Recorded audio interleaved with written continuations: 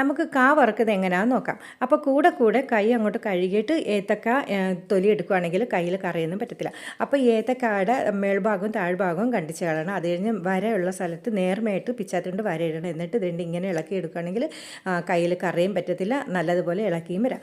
അത് വലിയൊരു പാത്രത്തിൽ വെള്ളം പിടിച്ചിട്ട് മഞ്ഞൾപ്പൊടി ഇട്ടിട്ട് വേണം പൊളിച്ച ഏത്തക്ക ഇടാൻ. എന്നിട്ട് അത് ഊറ്റിയതിന് ശേഷം നമുക്ക് ഏത്തക്ക ചിപ്സ് അരിഞ്ഞ് അങ്ങോട്ട് തുടങ്ങാം. എണ്ണ ചൂടാകുമ്പോഴത്തേക്ക് ഇതിൻ്റെ മിഷ്യനകത്ത് അരിയുന്നതിന് മുമ്പ് ഏത്തക്ക ആ എണ്ണയിലൊന്ന് തൊട്ടിട്ട് വേണം നമ്മൾ ഇതേപോലെ അരിയാൻ.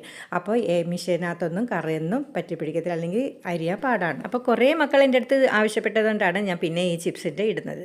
പിന്നെ ഈ ചിപ്സ് ഇങ്ങനെ ഇളക്കിക്കൊണ്ടിരിക്കുമ്പോഴത്തേക്ക് അത് വറുത്തതിൻ്റെ ശബ്ദം കേൾക്കും. അപ്പോഴത്തേക്ക് നമ്മൾ ഉപ്പുവെള്ളം ഇടണം. ഈ ഉപ്പുവെള്ളം വീഴുമ്പോഴത്തേക്ക് പടപടാ ശബ്ദമാണ്. അപ്പോൾ ആ ശബ്ദം അങ്ങോട്ട് നിലയ്ക്കുമ്പോഴത്തേക്കാണ് നമ്മുടെ ചിപ്സ് പാകമായി എന്ന് അറിയുന്നത്. അപ്പോൾ നമുക്ക് കോരി അങ്ങോട്ട് എടുക്കാം. അങ്ങനെ എല്ലാ കായും കൊണ്ട് വറുക്കാം.